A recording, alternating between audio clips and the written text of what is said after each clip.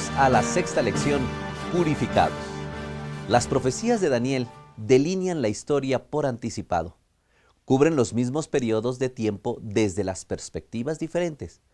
Vuelven sobre el mismo terreno vez tras vez. En Daniel 7, el reino de Dios es atacado. Los crueles gobernantes de la tierra tratan de conseguir el dominio mundial. Un poder político religioso, una extraña combinación de la Iglesia y el Estado, establece su autoridad suprema. La ley de Dios, que es la base del gobierno divino, es cambiada por este nuevo dirigente mundial. Las tradiciones humanas ocupan el lugar de las verdades bíblicas. Los concilios eclesiásticos suplantan a las escrituras como fuente de autoridad en los asuntos religiosos. Un poder religioso terrenal procura establecer el reino de Dios aquí en la tierra, basándose en sus propios designios. En Daniel 8, Dios hace su movimiento final para poner todas las cosas en su lugar. Toma el mando, restaura la verdad que había sido echada por tierra. Los hijos de Dios confiesan sus pecados en oración, con sinceridad y devoción. Se arrepienten de sus rebeliones contra los propósitos divinos. Reciben el perdón por la gracia. Son transformados por el amor y renovados por el poder de Dios. Buscan a Dios de rodillas ante el trono celestial. Le entregan todo. El anuncio del juicio final de Dios los estimula a una experiencia espiritual más profunda. Los ecos de eternidad los motivan a estar preparados. El último llamado celestial procede del mismo trono de Dios en el lugar más sagrado del cielo, el santuario. La visión del carnero y el macho cabrío. ¿A qué visión previa de Daniel se asemeja la visión del capítulo 8?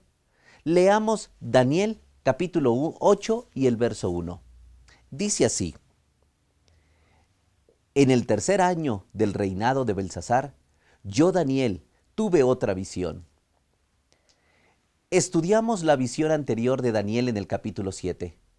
Culmina con una magnífica escena en el trono de Dios. Millones de ángeles se reúnen para participar en el juicio final en el cielo. La visión de Daniel 8, al igual que la anterior, en el verso 1, también se refiere al juicio final en el cielo. También dirige nuestra atención al santuario. ¿Qué dos animales simbólicos describe Daniel en el capítulo 8? Veamos el verso 3 y el verso 5. Voy a leer solamente las frases importantes. Me fijé y vi ante mí un carnero con sus dos cuernos. Y el verso 5 dice, y de pronto surgió del oeste un macho cabrío. El carnero y el macho cabrío eran animales relacionados con el santuario. Se los utilizaba especialmente en los rituales del último día del año judío, el día de la expiación. Esos animales simbólicos apuntan al final definitivo del pecado. Nos hablan de un día en el que el universo será purificado y la raza humana se reunirá nuevamente con Dios. ¿A qué reino representa el carnero de Daniel 8:20? Leamos. El carnero de dos cuernos que has visto simboliza a los reyes de Media y de Persia. Los medos y los persas gobernaron del 539 al 331 a.C. Bajo Ciro el Grande, el imperio persa se convirtió en el poder dominante de los dos, cumpliendo la profecía que decía que el cuerno más grande del carnero crecería. Si leemos así el verso 3. ¿A qué reino representa el macho cabrío? Leamos Daniel 8:21.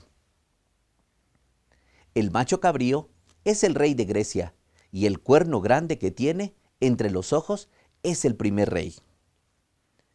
¿A quién describe el cuerno grande que tenía entre sus ojos? Una vez más leamos Daniel 8:21. Allí está la respuesta. El macho cabrío es el rey de Grecia, y el cuerno grande que tiene entre los ojos es el primer rey. Alejandro Magno, el primer rey de Grecia, coincide perfectamente con cada detalle de esta profecía. Cuando murió a los 33 años, sus 4 generales se dividieron el reino. ¿Cómo describe Daniel al poder del macho cabrío que viene después de Grecia? Ahora leamos el verso 9. De uno de ellos salió otro cuerno, pequeño al principio, que extendió su poder hacia el sur y hacia el este, y también hacia nuestra hermosa tierra. El poder representado por el cuerno pequeño crece en dos direcciones. Se mueve geográficamente, atacando a todos los ejércitos que encuentra a su paso. Ese poder creció mucho hacia el sur, hacia el este y hacia la tierra gloriosa que es Palestina. La Roma pagana derrotó a Grecia y expandió rápidamente su imperio por todas las regiones del Mediterráneo. Roma se convirtió en la potencia más temida del mundo. Sin embargo, el poder que se describe aquí no es meramente un imperio político.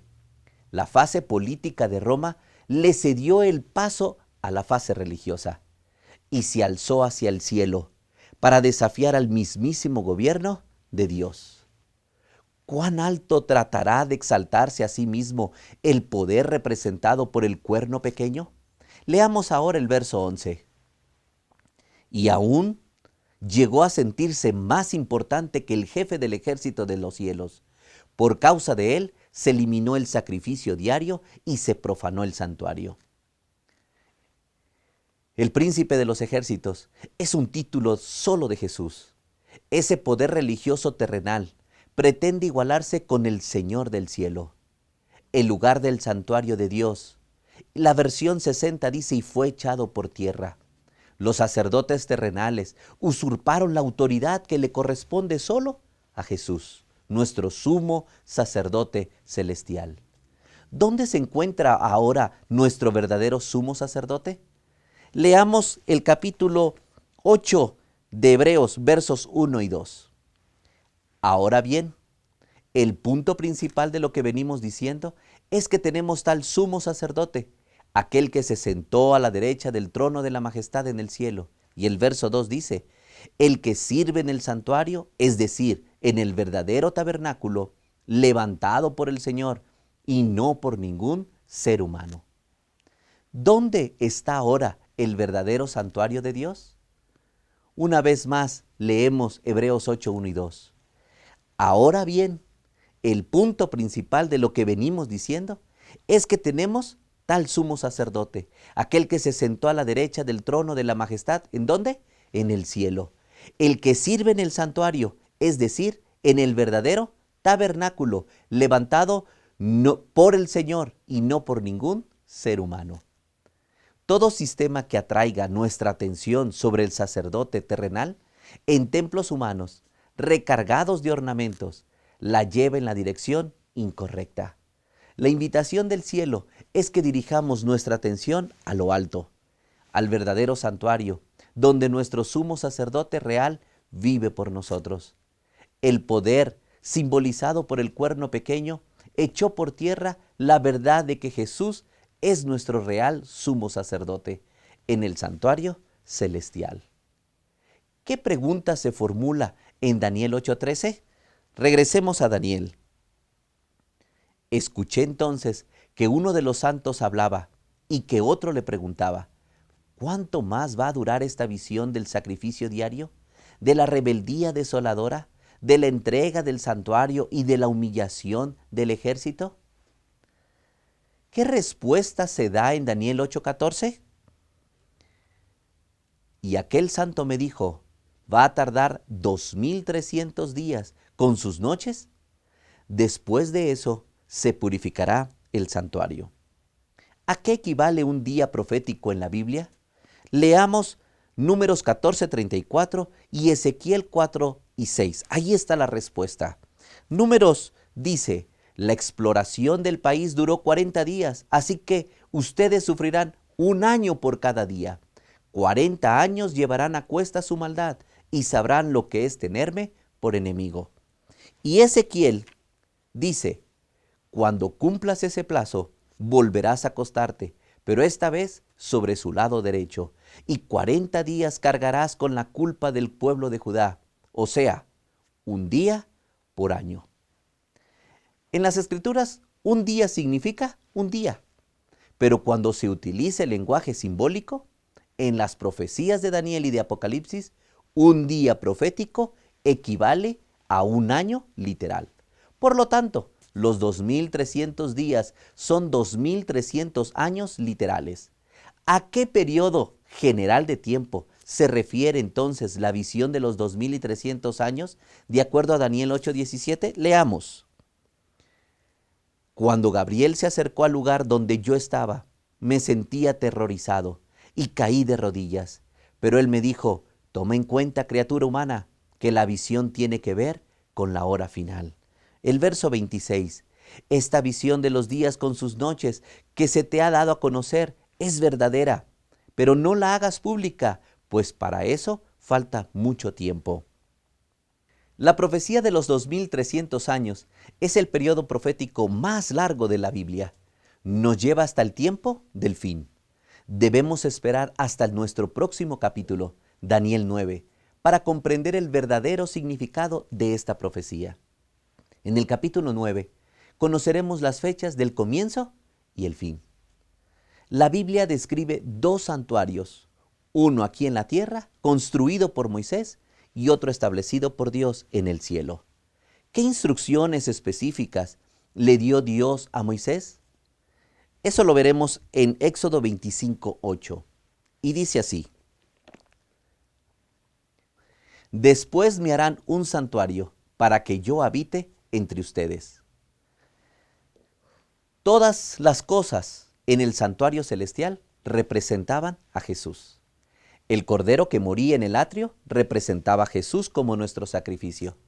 El sacerdote que ministraba en el lugar santo representaba a Jesús, nuestro sacerdote, en el santuario celestial, quien ofrece perdón, misericordia y poder para vivir una nueva vida.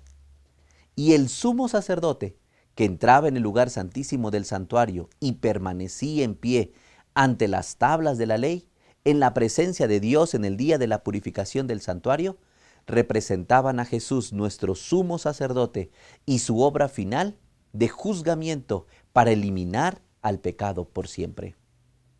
¿Cuál es entonces el propósito de Dios en ese día de la expiación final? Ese momento de purificación del santuario de todo pecado.